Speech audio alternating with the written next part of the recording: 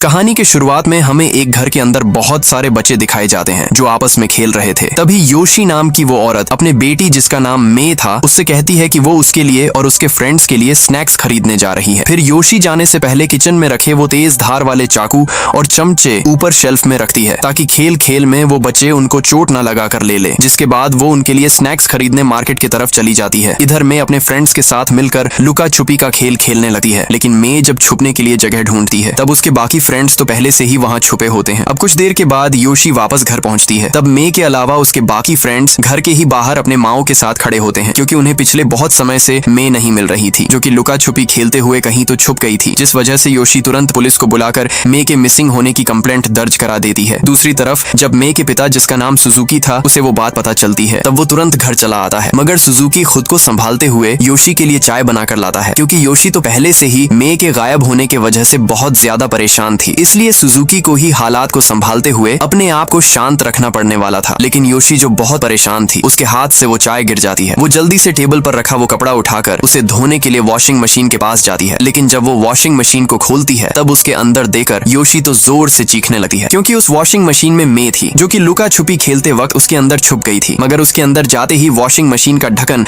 अपने आप बंद होकर मे अंदर ही फंसी रह गई थी और सांस न आने की वजह से मे अब मर चुकी थी। उस दिन से योशी हर वक्त मे के यादों में उदास रहने लगती है। सुजुकी योशी की हालत सुधारने के लिए उसे डॉक्टर के पास भी ले जाता है, मगर इतने दवाइयां खाने के बाद भी योशी हर वक्त उदास रहती थी। एक दिन इसी तरह योशी के पास मे की दादी जी आती है और वो योशी को एक पैम्फलेट देती है जिस पर कुछ डॉल की तस्वीरें बनी हुई होती हैं। दरअसल वो एक स्पिरिचुअल जगह थी जहां पर लोग एक डॉल को जलाकर अपने किसी भी दर्द को दूर कर सकते थे और योशी पिछले कई दिनों से इतनी सारी दवाइयां खाकर भी मे के यादों को भुला नहीं पा रही थी। इस वजह से उसे भी मे के दादी जी का आइडिया अच्छा लगा है। इसी तरह जब योशी बालकनी में खड़ी होकर सोच रही होती है कि वहां जाना चाहिए या नहीं, हवा के एक तेज झोंके से वो पैम्फलेट योशी के हाथ से छूटकर नीचे जा गिरता है। योशी तुरंत उसे वापस लाने नीचे जाती है, मगर वो पैम्फलेट तो हवा से उड़कर योशी के अपार्टमेंट के पास वाले उस मार्केट के अंदर चला जाता है। योशी जब उसका पीछा करते हुए उस मार्केट में जाती है तब उसे वहां पर एक दुकान में एक डॉल दिखती है। योशी को वो डॉल बहुत पसंद आ जाती है, इस वजह से वो उसे खरीद कर घर ले आती है। फिर रात होने पर सुजुकी घर आता है, तब वो तो उस डॉल को देखकर डर जाता है, मगर वो उस पर ज्यादा ध्यान नहीं देता क्योंकि उस डॉल के वजह से इतने दिनों के बाद योशी आखिरकार वापस से खुश लग रही थी। फिर अगले दिन सुजुकी जब वापस काम से आता है तब वो डॉल तो अब बिल्कुल उनके मरे हुई बेटी मे की तरह लग रही थी क्योंकि योशी ने उस डॉल के वो बड़े हुए बाल और नाखून काट कर उसे बिल्कुल अपने बेटी मे की तरह कपड़े पहना दिए थे। फिर सुबह होने पर योशी का डॉक्टर से मुलाकात का दिन होता है। योशी अस्पताल में भी उस डॉल को लेकर आई होती है, जिस वजह से सुजुकी को परेशानी होने लगती है कि कहीं उस डॉल के वजह से लोग योशी को पागल ना समझने लग जाए। लेकिन डॉक्टर सुजुकी को ज्यादा फिक्र न करने की कहती है क्योंकि इस तरह से किसी भी तरह के डॉल को अपने पास रखना भी एक तरह की मेडिकल ट्रीटमेंट होती है जिससे इंसान जल्दी ही उस दर्द भरे एहसास को भूलकर आगे बढ़ने लगता है। उसे सुनने के बाद सुजुकी भी अब ज्यादा फिक्र करना छोड़ देता है और वो योशी की उस बीमारी से बाहर निकलने में मदद करने लगा है। वो दोनों साथ मिलकर उसी डॉल के साथ पिकनिक जाते हैं, डॉल के लिए कपड़े खरीदने मॉल में जाते हैं। धीरे धीरे योशी अब खुश रहने लगती है और अब वो मे के बारे में भी ज्यादा सोचना बंद कर देती है। लेकिन एक दिन सुजुकी देखता है कि योशी अचानक से वो जिस अस्पताल में काम करता था उस अस्पताल में आई है, मगर आज तो उसकी डॉक्टर के साथ कोई अपॉइंटमेंट नहीं थी। लेकिन योशी तो वहां सुजुकी को एक खुशखबरी सुनाने आई थी क्योंकि योशी प्रेग्नेंट थी। फिर इसी तरह समय गुजरता है और योशी वापस से एक बच्ची को जन्म देती है। वो दोनों उस बच्ची का भी नाम मे रखते हैं। अब मे के वजह से योशी को उस डॉल की भी कोई जरूरत नहीं थी। वो डॉल बाकी खिलौनों के साथ पड़ी रहती थी, लेकिन एक दिन मे बहुत ज्यादा रो रही थी और बहुत समय से चुप ही नहीं हो रही थी। उस वक्त योशी को उसी पुराने डॉल का ख्याल आता है। वो तुरंत उस डॉल को निकालती है और मे के साइड में सुला देती है ताकि मे चुप हो जाए। फिर वो मे को सुलाकर मे के दादी जी से मिलने चली जाती है जो योशी से मिलने उनके घर आई थी। लेकिन कुछ ही देर के बाद जब योशी दादी जी से बातें कर रही थी उन्हें मे के रोने की आवाज आती है। योशी जल्दी से भागकर मे के पास जाती है, तब वो डॉल उसके बहुत करीब आ चुकी थी। योशी मे को उठाकर देखती है, तब उसके गले के चारों तरफ बाल लपेटे हुए थे। योशी तुरंत उसे वहां से ले जाती है। फिर रात होने पर सुजुकी उस डॉल का वो बड़ा सा बॉक्स देखने लगता है जिस पर जापानीज कुछ लिखा हुआ था। इस वजह से उसे ज्यादा कुछ समझ नहीं आता। योशी को और सुजुकी को लग रहा था कि मे ने खुद ही खेलते खेलते उस डॉल के बाल अपने गले में फंसा लिए थे। इस वजह से वैसा हादसा वापस ना हो, इसलिए सुजुकी उस डॉल को वापस उसके बॉक्स में रखकर उस स्टोर रूम के अंदर रख देता है। अब हमें 5 साल बाद का समय दिखाया जाता है। मे अब बड़ी हो चुकी थी। फिर इसी तरह एक दिन कंचों से खेलते खेलते मे का एक कंचा उस स्टोर रूम के अंदर चला जाता है। वो उसे ढूंढते ढूंढते स्टोर रूम के बहुत अंदर चली जाती है। जब वो बाहर आती है तब मे अपने साथ उसी डॉल को ले आती है और अपने माँ से उस डॉल को जिसका नाम उसने आया रखा था, क्या वो उसे रख सकती है है कर पूछती है। इधर योशी उस डॉल को इतने सालों के बाद देखकर पूरी तरह से हैरान थी, क्योंकि उसके नाखून और बाल वापस से बढ़ चुके थे। रात में सुजुकी के काम से आने पर योशी उसे उस डॉल के उन बड़े हुए बाल और नाखूनों के बारे में बताती है, जिसे सुनकर सुजुकी योशी को बताता है कि कुछ सालों पहले डॉल बनाने वाले अक्सर डॉल्स के ऊपर असली बालों को और नाखूनों को लगाया करते थे, और वो डॉल भी दिखने में बहुत पुरानी लगती थी। योशी भी सुजुकी की बात सुनकर उस पर तुरंत यकीन कर लेती है। फिर रात में योशी जब सो रही थी तब मैं अपना कमरा छोड़कर उसके पास सोने चली आती है। योशी जब उसकी वजह मैं से पूछती है तब मैं कहती है कि आया उसे मार रही है और कह रही है कि सारा प्यार सिर्फ उसे अकेली को ही नहीं मिल सकता, जिसे सुनकर योशी मे को लेकर वापस उसके कमरे में जाती है और आया को उठाकर कबर्ड पर रख देती है, क्योंकि उसे लग रहा था कि मे ने जरूर कोई बुरा सपना देखा है, इसलिए वो इस तरह की अजीब बातें कर रही है, क्योंकि डॉल्स तो कभी बात कर ही नहीं सकते थे। फिर सुबह होने पर मे जब स्कूल से वापस आती है तब उसके साथ उसकी एक फ्रेंड भी उसके घर आती है। वो वहाँ पर मे के साथ खेलने आई थी, लेकिन कुछ देर के बाद मे की फ्रेंड अचानक से रोते हुए बाहर आती है। उसकी माँ जब उसके रोने की वजह पूछती है तब उसके हाथ पर तो दांतों के निशान थे। उसे देखने के बाद योशी तुरंत मे को उसके फ्रेंड से माफी मांगने के लिए कहती है, लेकिन माफी मांगने के बजाय मे तो कहती है कि वो उसने नहीं बल्कि आया ने किया है और रोने लग जाती है। लेकिन योशी को लगता है कि मे डांट से बचने के लिए जानबूझकर उसका इल्जाम आया पर डाल रही है। खैर, उस वक्त वो मे से ज्यादा कुछ नहीं कहती, मगर अगली सुबह वो मे के स्कूल जाती है, क्योंकि उसे लग रहा था कि हो सकता है कि स्कूल में कोई मे को परेशान कर रहा हो और उस वजह से मे ऐसी बहकी बहकी बातें कर रही हो। लेकिन मे की टीचर योशी को बताती है कि इस उम्र में ऐसी चीजें अक्सर बच्चे करते हैं, वो जानबूझकर खुद के करतूतों का इल्जाम दूसरे किसी पर भी डाल देते हैं। मगर वो योशी को कुछ ड्राइंग्स दिखाती है जो ड्राइंग मे ने करी होती है। वो ड्राइंग बहुत अजीब थी, मानो उनके पीछे कुछ तो गहरा रहस्य छुपा हो। इधर योशी को भी समझ नहीं आ रहा था कि आखिर मे ने वो अजीब तरह की ड्राइंग्स क्यों करी है। फिर उसी रात योशी जब सो रही थी तब मे वापस से उनके कमरे में आकर चुपचाप योशी के साइड में आकर सो जाती है, मगर योशी को थोड़ा अजीब लगता है, इसलिए वो लाइट ऑन करती है। लाइट ऑन करते ही वो तो बुरी तरह से डर जाती है, क्योंकि वहाँ पर मे नहीं बल्कि वही डॉल आया थी। सुबह होने पर योशी सुजुकी के रात के उस हादसे के बारे में बात करती है और कहती है कि उसे लग रहा है कि वो डॉल जिंदा है, मगर सुजुकी तो योशी के बातों का यकीन ही नहीं करता,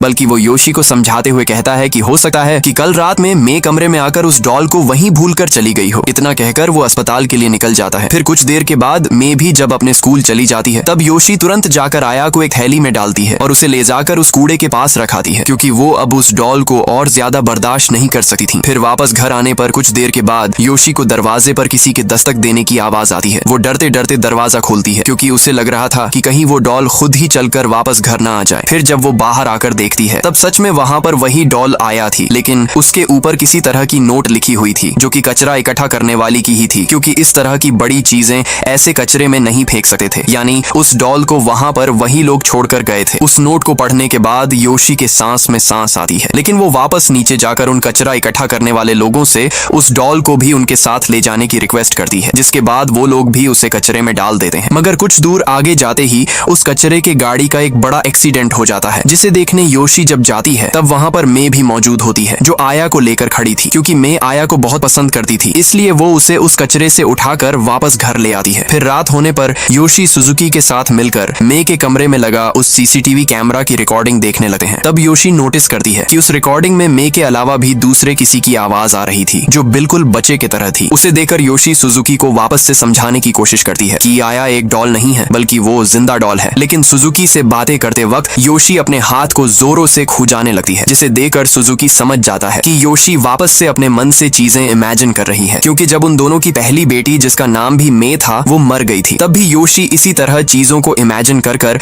अपने हाथ को नाखूनों से खुजाकर उसे जख्मी कर देती थी। इसलिए अगली सुबह वो योशी को लेकर वापस से अस्पताल जाता है। लेकिन अस्पताल जाने पर तो सुजुकी को डॉक्टर से एक अलग ही बात पता चलती है, क्योंकि योशी और सुजुकी के साथ मे भी उस अस्पताल में आई होती है। उसके भी कुछ टेस्ट कराने थे, लेकिन टेस्ट करते वक्त डॉक्टर को मे के पीठ पर बहुत सारे नाखूनों के निशान दिखते हैं। सुजुकी जब उन निशान को देखता है तब वो मे से ही पूछता है कि वो निशान उसके पीठ पर कैसे आए, मगर मे तो जवाब देने के बजाय कहती है कि अगर उसने बताया तो जिसने भी वो निशान किए हैं वो उसे बहुत मारेगा। उसे सुनने के बाद सुजुकी को लगता है कि वो हरकत योशी ने ही की है, क्योंकि सुजुकी को लगने लगा था कि योशी की वापस से दिमागी हालत खराब होने लगी है। इसलिए वो योशी का इलाज कराने के लिए उसे कुछ दिनों के लिए अस्पताल में ही रुकने के लिए कहता है। लेकिन योशी मे का ख्याल कौन रखेगा कर सवाल पूछती है। तब सुजुकी कहता है कि वो मे को कुछ दिनों के लिए उसके माँ के यानी मे के दादी जी के घर छोड़ आएगा, जिसके बाद वो भी अस्पताल में रुकने के लिए मान जाती है। मगर वो सुजुकी के सामने एक शर्त रखती है कि वो अस्पताल में तभी रुकेगी जब सुजुकी आया को मे से दूर ले जाएगा, और वो सुजुकी को आया को उसी स्पिरिचुअल जगह पर ले जाकर जलाने के लिए कहती है जिस जगह के बारे में उसे मे के दादी जी ने बताया था। सुजुकी भी मे की बात मानकर घर जाते ही उस पैम्फलेट पर दिए गए नंबर पर फोन लगाकर सारी डिटेल्स पूछता है। तब वो लोग तो बताते हैं कि इस मंथ के लिए सारी अपॉइंटमेंट पहले से ही बुक हो चुकी है, इसलिए वो उनके डॉल को अब अगले मंथ ही जला सकते हैं। लेकिन वो सुजुकी को उस डॉल की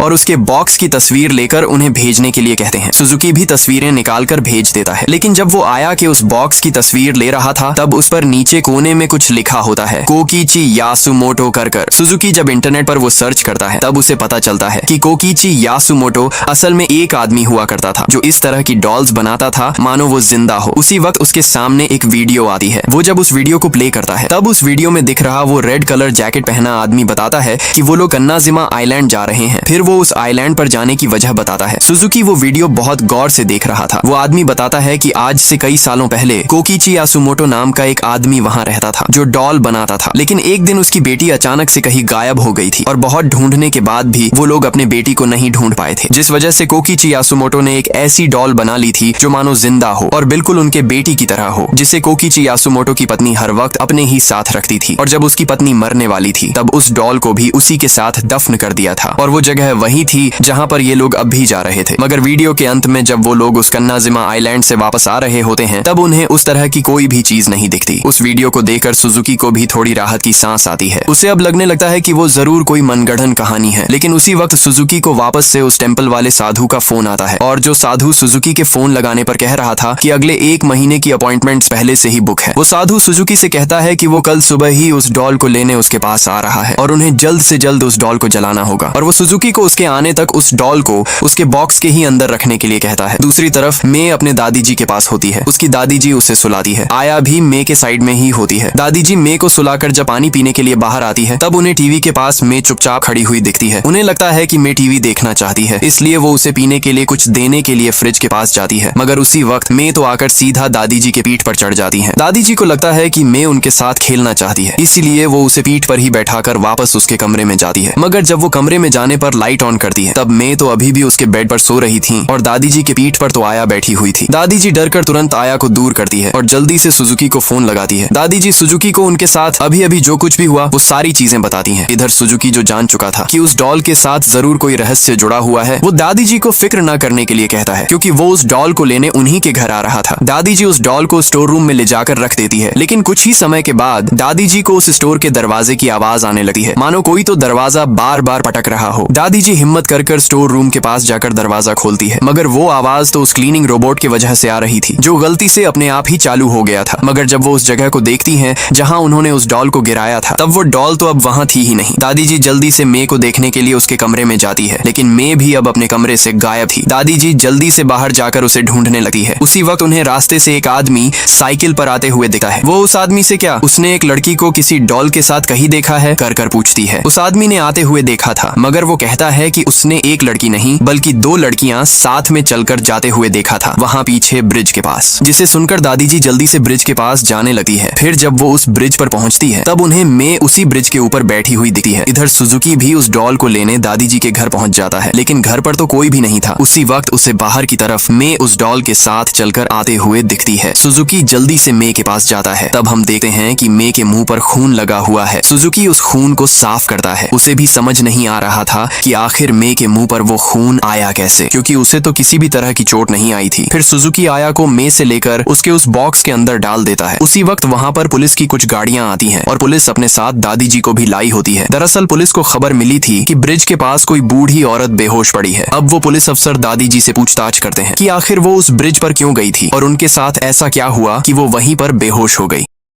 तब दादी जी अफसर को बताती है कि वो तो अपने पोती मे को ढूंढते हुए उस ब्रिज पर गई थी और उसे मे उस ब्रिज पर दिख भी गई थी, लेकिन अचानक से किसी अनजान चीज ने उसके ऊपर हमला कर दिया था, जिस वजह से वो वहीं पर बेहोश हो गई थी। इतना कहकर दादी जी रोने लग जाती है, क्योंकि अब वो बहुत ज्यादा डर गई थी। फिर पुलिस अफसर सुजुकी को लेकर बाहर जाता है और उसे उस ब्रिज के पास की CCTV फुटेज दिखाता है जो दादी जी के ब्रिज पर जाने के पहले की थी। तब उस फुटेज में साफ साफ दिख रहा था कि ब्रिज पर कोई लड़की बैठी हुई है, यानी वो मे ही होगी। उसी वक्त वहाँ पर दादी जी आकर मे को ब्रिज से नीचे उतारते हुए दिखती है। लेकिन तभी अंधेरे से एक लड़की भागकर सीधा दादी जी पर हमला करते हुए दिखती है। उसे देखने के बाद सुजुकी को समझ ही नहीं आ रहा था कि आखिर वो ब्रिज पर बैठी लड़की मे थी या फिर अंधेरे से भागकर आती हुई वो लड़की मे थी, क्योंकि कुछ देर पहले उसने मे के मुंह पर खून को देखा था, यानी वो भागकर आने वाली लड़की मे थी। लेकिन आखिर उसने अचानक से अपने ही दादी जी पर हमला क्यों किया? खैर, अब सुजुकी के लिए वो डरावनी रात गुजर जाती है और सुबह होने पर टेम्पल से एक साधु उस डॉल को ले जाने के लिए आता है। मगर गाड़ी की डिग्गी खोलने से पहले इधर सुजुकी तो हाथ में हॉकी स्टिक को लेकर खड़ा होता है, क्योंकि रात के बाद से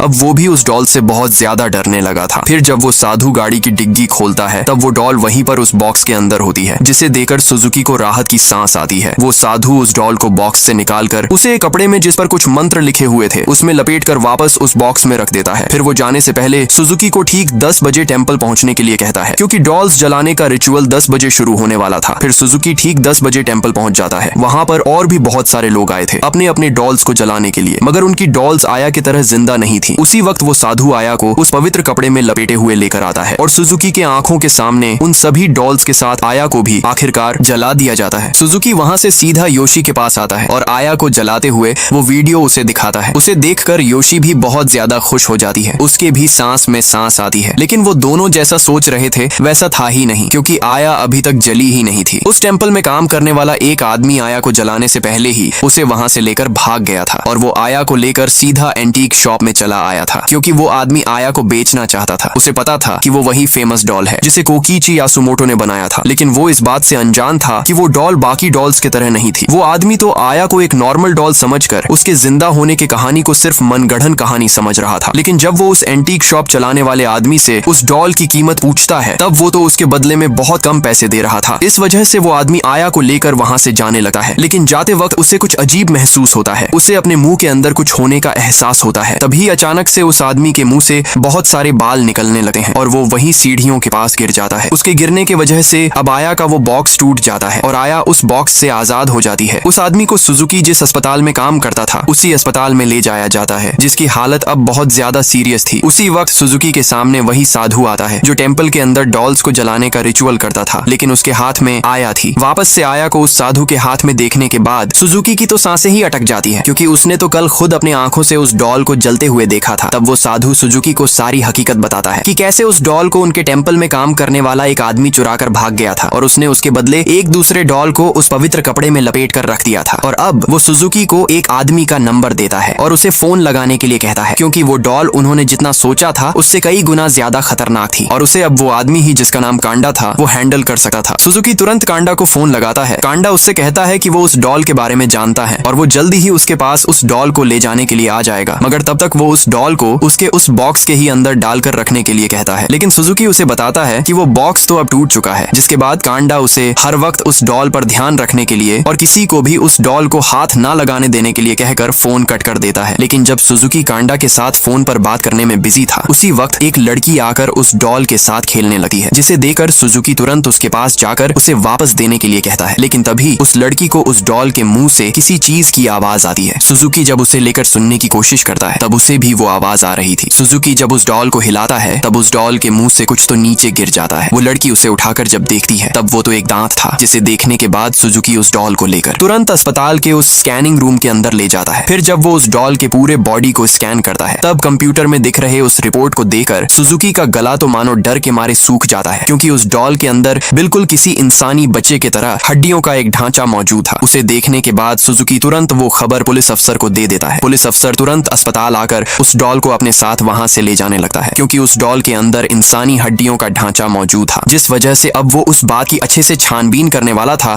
कि कहीं उस डॉल का यूज कर कोई क्राइम तो नहीं छुपाया जा रहा। इधर सुजुकी बिना किसी सवाल के उस डॉल को पुलिस को ले जाने दे देता है, क्योंकि उसे लग रहा था कि आखिरकार उस डॉल से उनका पीछा छूट जाएगा। लेकिन जब वो अफसर उस डॉल को लेकर बाहर आता है तब वहां पर कांडा आ जाता है। उस पुलिस अफसर के हाथ में उस डॉल को देखने के बाद कांडा कहता है कि ये तो वही डॉल है, यानी कांडा कुछ ऐसा देख सकता था जिसे आम इंसान नहीं देख सकता था। सुजुकी कांडा को सारी हकीकत बताता है कि उस डॉल के बॉडी को स्कैन करने के बाद उन्हें इंसानी हड्डियों का ढांचा उस डॉल के अंदर दिखा है, जिस वजह से वो पुलिस अफसर उस डॉल को अपने साथ ले जा रहा है। उसे सुनने के बाद कांडा उस पुलिस अफसर के पास जाकर उस डॉल की तस्वीर खींचकर उसे पुलिस अफसर को दे देता है, मगर उस तस्वीर में तो कुछ दिख ही नहीं रहा था। खैर, वो पुलिस अफसर उस डॉल को लेकर वहां से जाने लगता है। उस पुलिस अफसर को उस बात पर बिल्कुल बिल्कुल यकीन ही नहीं था कि वो डॉल असल में जिंदा डॉल है। वो तो पुलिस की तरह सोच रहा था कि उस डॉल के जरिए से कोई क्रिमिनल अपना क्राइम छुपाने की कोशिश कर रहा है। खैर, अब वो पुलिस अफसर उस डॉल को लेकर अपने रिसर्च सेंटर की तरफ जाने लगा है ताकि वो उस डॉल की थोड़ी और छानबीन कर सके। इधर कांडा भी सुजुकी और योशी के गाड़ी में बैठकर उस पुलिस अफसर का पीछा करने लगा है, क्योंकि वो जानता था कि आगे जाकर उस पुलिस अफसर के साथ जरूर कुछ तो बुरा होने वाला है। कांडा सुजुकी और योशी से उस डॉल के बारे में थोड़ी और जानकारी पूछता है। तब योशी उसे उन ड्राइंग्स के बारे में बताती है जिसे मे के टीचर ने उसे दिखाई थी, और वो कांडा को बताती है कि वो ड्राइंग्स मे को आया ने यानी उसी डॉल ने ड्रॉ करने के लिए कहा था। फिर सुजुकी कांडा से आया कि उस बॉक्स पर लिखे उन अजीब लिखावटों के बारे में पूछता है, क्योंकि वो तो उसे पढ़ भी नहीं पा रहे थे। तब कांडा योशी को उस बॉक्स की तस्वीरें पकड़वाता है और उस तस्वीर को कागज के पीछे से देखने के लिए कहता है, क्योंकि उस बॉक्स पर जो भी लिखा था वो एक पवित्र मंत्र थे जो उस डॉल के लिए लिखे गए थे ताकि वो कभी उस बॉक्स से बाहर ना आ सके। इधर वो पुलिस अफसर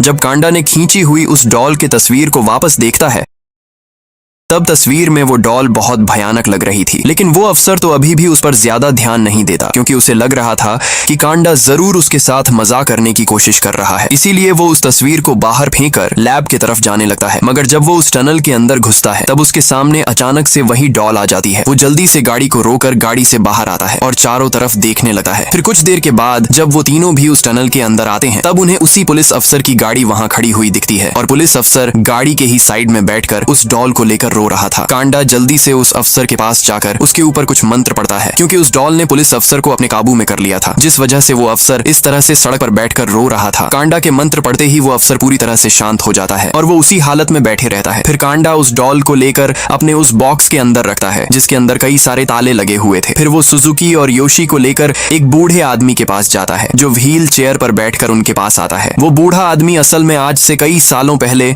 उसी कन्नाजिमा आइलैंड पर पुलिस अफसर का काम करता था, और यही वजह थी कि कांडा सुजुकी और योशी को लेकर उस आदमी के पास आया था, क्योंकि वो आदमी कुछ ऐसा रहस्य जानता था जो उस डॉल से जुड़ा हुआ था। वो बूढ़ा आदमी सुजुकी और योशी को आज से कई सालों पुरानी एक कहानी सुनाता है। वो कहानी थी कोकीची यासुमोटो की, वही जिसने उस डॉल को बनाया था। दरअसल कोकीची यासुमोटो की एक बेटी थी, मगर जन्म लेते से ही वो बहुत कमजोर थी। वो हर वक्त बस बीमार रहती थी, इसलिए कोकीची यासुमोटो की पत्नी ने एक बहुत मुश्किल फैसला लिया था। उसने अपनी बेटी और खुद को जान से मारने की कोशिश करी थी, मगर उस कोशिश में वो खुद जिंदा बच गई थी, और उस वजह से सिर्फ कोकीची यासुमोटो की बेटी ही मर गई थी। जब वो बात कोकीची यासुमोटो को पता चली तो उसने अपने पत्नी को बचाने के लिए कुछ ऐसा किया जिसके बारे में किसी ने सोचा तक नहीं होगा। उसने अपने ही बेटी के उस मरे हुए बॉडी को एक खोलते हुए पानी में डाल दिया और उसके बाल और हड्डियों के ढांचों का इस्तेमाल कर उसने एक डॉल बना दी। कोकीची यासुमोटो की पत्नी उस डॉल को हर वक्त अपने साथ रखती थी, उसका बिल्कुल अपने बेटी की तरह ख्याल रखती थी। मगर जब कोकीची यासुमोटो की पत्नी मर गई तब उस डॉल को भी उसी के साथ उसके ही कब्र में दफन कर दिया गया। मगर उसे दफनाने के कुछ दिनों के बाद जब वो बूढ़ा आदमी वापस से उस जगह पर गया था तब वो कब्र खुली पड़ी थी और उसके अंदर सिर्फ कोकीची यासुमोटो की पत्नी का शव पड़ा हुआ था। वो डॉल वहां से गायब हो चुकी थी। वो बूढ़ा आदमी कहता है कि हो सकता है कि कोई पैसों का लालची आदमी पैसों के चक्कर में कोकीची यासुमोटो के उस डॉल को बेचने के लिए उसे कब्र से निकाल कर ले गया होगा। उस बूढ़े आदमी से उस कहानी को सुनने के बाद योशी को मे ने बनाई हुई उन तस्वीरें की हकीकत पता चलती है, क्योंकि वो तस्वीर में वो डॉल उसके साथ उसके माँ ने और कोकीची यासुमोटो ने जो कुछ भी किया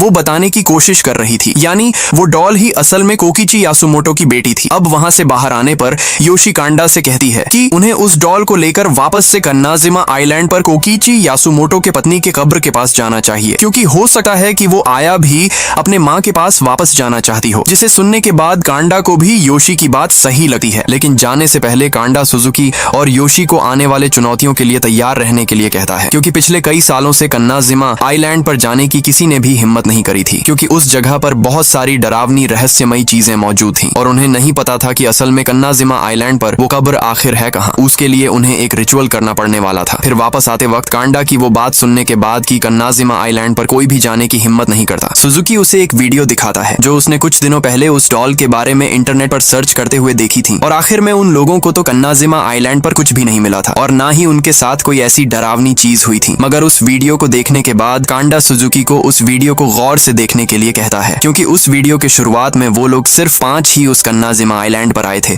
मगर जब वो वापस जा रहे थे तब उनके साथ एक छठी लड़की भी उस वीडियो में दिख रही थी, जिसे देखकर तो सुजुकी के रोंगटे खड़े हो जाते हैं। अब वो तीनों वापस आने पर जल्दी से उस कब्र को ढूंढने वाला रिचुअल करने लगते हैं। कांडा एक मैप को उस रस्सी से बंधे उस चीज के नीचे रखता है, फिर वो सुजुकी और योशी के ऊपर उस पवित्र पानी को डालता है, फिर वो कुछ मंत्र पढ़ने लगता है। वो डॉल भी उन्हीं के साथ उस कमरे में मौजूद थी, मगर मंत्र पढ़ते ही वो अपने असली रूप में आ जाती है। जैसे जैसे कांडा मंत्र पढ़ रहा था, वो रस्सी से बंधी चीज अपने आप हिलने लगती है। उसे हिलता हुआ देख सुजुकी और योशी डर जाते हैं, मगर वही एक रास्ता था उस कब्र को ढूंढ निकालने का। फिर वो चीज हिलते हिलते उस नक्शे पर एक जगह पर आकर रुक जाती है, जिसे देखने के बाद कांडा सुजुकी को एक डिवाइस देकर उस नक्शे पर के उस जगह को स्कैन करने के लिए कहता है। यानी उन्हें अब कोकीची यासुमोटो के पत्नी की कब्र मिल चुकी थी। मगर उसी वक्त अचानक से उस कमरे की लाइट चली जाती है। सुजुकी जल्दी से लाइट को वापस से ऑन करने की कोशिश करता है, मगर अब लाइट भी ऑन नहीं हो रही थी और वो लोग उस कमरे से बाहर भी नहीं जा सकते थे, क्योंकि दरवाजा भी लॉक हो चुका था। उसी वक्त उन्हें कमरे में किसी के दौड़ने की आवाज आती है। कांडा जल्दी से योशी को उसका कैमरा लेकर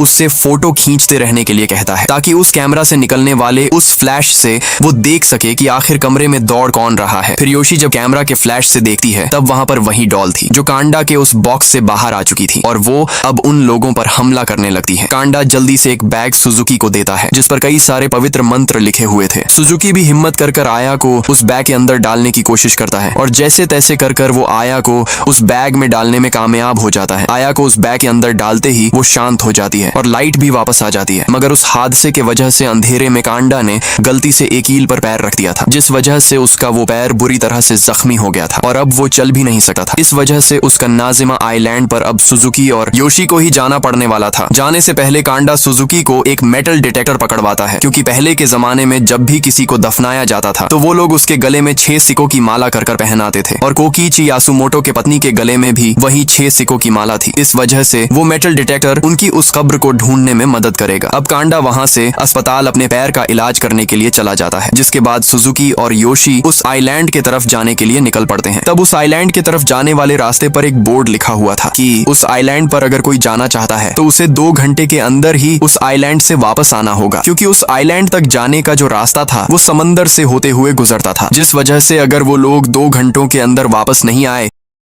तो समंदर के उन लहरों की वजह से वो रास्ता अगले दिन तक समंदर के ही अंदर डूबा रहेगा। यानी वो उसी आइलैंड पर फंसे रहेंगे और फिर अगले दिन ही उस आइलैंड से वापस आ सकेंगे, और उस आइलैंड पर पूरी रात गुजरने का मतलब था कि अपने मौत को दावत देना। इस वजह से सुजुकी अपने घड़ी में 2 घंटों का टाइमर सेट करता है। फिर वो दोनों उस रास्ते से कन्नाजिमा आइलैंड की तरफ निकल पड़ते हैं। योशी के हाथ में आया थी जो उस पवित्र मंत्र लिखे हुए बैग के अंदर कैद थी। सुजुकी के हाथ में वो मेटल डिटेक्टर था। कुछ देर उस रास्ते पर चलने के बाद आखिरकार वो दोनों कन्नाजिमा आइलैंड पहुंच जाते हैं। उस मैप के सहारे से वो आइलैंड पर के उस जगह पर भी पहुंच जाते हैं जहां पर कब्र मौजूद थी, मगर अब उन्हें उस मेटल डिटेक्टर से बिल्कुल सटीक जगह ढूंढनी थी ताकि वो उस जगह को खोद कर कब्र को ढूंढ सके। वो दोनों बहुत समय तक मेटल डिटेक्टर से उस जगह को ढूंढते रहते हैं, लेकिन उन्हें मेटल डिटेक्टर में किसी भी तरह की हलचल नहीं दिख रही थी। सुजुकी जब टाइम देखता है तब उन दोनों के पास अब सिर्फ आधा घंटा ही बचा था। उन्हें उस आधे घंटे के अंदर उस कब्र को ढूंढकर आया को उस कब्र में डालना पड़ने वाला था, वरना वो लोग उसी जगह पर फंसे रह सकते थे। लेकिन सुजुकी जब अपनी हिम्मत हार चुका था, उसी वक्त उस मेटल डिटेक्टर में हलचल होने लगती है, यानी उसने उस कब्र को ढूंढ निकाला था। वो दोनों जल्दी से उस जगह पर गड्ढा खोदते हैं और सुजुकी का अंदाजा बिल्कुल सही था। अब वो दोनों जल्दी से उस पर की मिट्टी हटाकर कब्र को खोलते हैं। तब उसके अंदर एक कंकाल था जिसके गले में वही 6 सिक्कों की माला थी, यानी वो कंकाल कोकीची यासुमोटो के पत्नी का ही था। अब योशी आया को उसी बैग में लपेटे हुए उस कब्र के अंदर डालती है, मगर आया के साथ साथ उस कब्र के अंदर मे की भी एक फोटो गिर जाती है जो योशी हमेशा अपने साथ रखती थी। इसलिए योशी उस फोटो को लेने की कोशिश करती है। सुजुकी उसे जाने देने के लिए कहता है क्योंकि उनके पास अब बहुत कम समय बचा था, मगर योशी तो किसी भी हालत में उस फोटो को निकालना चाहती थी। उस चक्कर में योशी ही उस कब्र के अंदर गिर जाती है। वो जल्दी से उस फोटो को उठाती है, मगर जो अगरबत्ती उन दोनों ने प्रार्थना करने के लिए जलाई थी, हवा के तेज झोंके से वो कब्र के अंदर सीधा आया के उस बैग के ऊपर जा गिरती है। उस वजह से आया के बैग में आग लग जाती है और अब उसका वो बैग फट चुका था, यानी बैग के फटने से अब उन पवित्र मंत्रों का असर खत्म हो चुका था, जिस वजह से अब आया उस बैग से बाहर आने लगती है और अब वो बहुत डरावनी हो चुकी थी, जिसे देकर योशी सुजुकी से जल्दी से उसे ऊपर खींचने के लिए कहती है। सुजुकी भी योशी को पकड़कर ऊपर खींचने लगता है, मगर आया योशी का पैर पकड़ लेती है और वो उसे नीचे खींचने लगती है। लेकिन सुजुकी अपनी पूरी ताकत लगाकर योशी को वापस से ऊपर खींच लेता है और जल्दी से उस कब्र को बंद कर देता है। मगर जल्दबाजी में सुजुकी ध्यान ही नहीं देता कि योशी के बाल अभी भी उस कब्र के अंदर है और अब उसने उस ढक्कन को भी बंद कर दिया था। उसी वक्त योशी अपने आप कब्र की तरफ खींची चली जाने लगती है, क्योंकि आया उसके बाल अंदर से खींच रही थी। अब योशी के पास दूसरा कोई रास्ता नहीं था, इसलिए वो मे के फोटो को पटक कर तोड़ देती है और उसके उस कांच से अपने बाल काट देती है, जिस वजह से योशी बच जाती है। और आखिरकार उन दोनों ने अपनी जी जान लगाकर आया को वापस उसके माँ के पास पहुंचा ही दिया था। फिर वो दोनों थके हारे वापस घर आते हैं। घर आते ही मे तुरंत जाकर योशी के गले लग जाती है। फिर अगले दिन वो तीनों मिलकर साथ में ब्रेकफास्ट करते हैं। योशी अपने हाथों से मे को खिलाती है। तभी उनके अपार्टमेंट के बाहर एक हरे कलर की गाड़ी आकर रुकती है और उस गाड़ी में मे की दादी जी और कांडा आए होते हैं, जो योशी और सुजुकी से मिलने वहां आए थे। वो दोनों ऊपर जाने के लिए लिफ्ट में चढ़ते हैं, लेकिन दूसरे लिफ्ट से योशी और सुजुकी मे के साथ बाहर आते हैं, जो शॉपिंग करने के लिए जा रहे थे। इधर कांडा और दादी जी को तो पता ही नहीं था कि वो जिनसे मिलने जा रहे हैं वो असल में तो घर पर है ही नहीं। दादी जी अपने साथ मे की वो आया के साथ बात करते वक्त की सीसीटीवी फुटेज भी लाई होती है। लिफ्ट से ऊपर आते वक्त वो कांडा को वो फुटेज दिखाती है। तब कांडा उन दोनों के बीच हो रही बातें सुनने की कोशिश करता है। तब उसे सुनने के बाद कांडा थोड़ा घबरा जाता है। फिर वो दोनों सुजुकी और योशी के घर पहुंचते हैं। तब उन्हें टेबल पर कुछ दिखता है कि योशी और सुजुकी की प्लेटें खाली थीं, मगर मैं जिस कुर्सी पर बैठकर ब्रेकफास्ट करती थी उसके सामने रखा खाना और दूध अभी भी वैसा के वैसा ही था। हालांकि हमने तो अभी कुछ देर पहले देखा कि मैं वहीं बैठकर ब्रेकफास्ट कर रही थी। तभी कांडा उस सीसीटीवी फुटेज में आया की तरफ से आ रहे उस आवाज को गौर से सुनता है, जिसे सुनने के बाद कांडा के पैरों तले मानो जमीन ही हिल जाती है, क्योंकि उसमें आया मे को बता रही थी कि वो अपने माँ को बिल्कुल भी पसंद नहीं करती थी और अब वो कभी भी अपने माँ के पास वापस नहीं जाना चाहती थी। लेकिन कांडा ने तो योशी और सुजुकी को आया को उसके माँ के ही कब्र में दफनाने के लिए भेजा था। तभी हमें बाहर की तरफ सुजुकी और योशी को जाते हुए दिखाते हैं, जो मे को लेकर शॉपिंग जा रहे थे। लेकिन जब वो उस बाहर खड़े हरे गाड़ी के पास से गुजरते हैं तब मे तो उस गाड़ी के अंदर होती है, क्योंकि वो तो इतने दिनों तक अपने दादी जी के ही साथ ही। और योशी और सुजुकी जिसे शॉपिंग लेकर जा रहे थे और उन्होंने जिसके साथ मिलकर ब्रेकफास्ट किया था, वो तो असल में आया थी, क्योंकि असल में जब वो दोनों आया को दफना रहे थे तब उस पवित्र बैग के फटते ही आया ने योशी और सुजुकी के ऊपर काबू कर लिया था, जिसके बाद वो दोनों आया को ही अब मे समझने लगे थे। इस वजह से उस वक्त वो आया को दफनाने के बजाय उसे मे समझकर वापस घर ले आए थे और इसी के साथ ये कहानी खत्म हो जाती है। तो मूवी की एक्सप्लेनेशन पसंद आई तो वीडियो को लाइक कर हमारे चैनल को सब्सक्राइब जरूर से करना। मिलते हैं इसी तरह के रोमांच से भरे एक नए मूवी के साथ।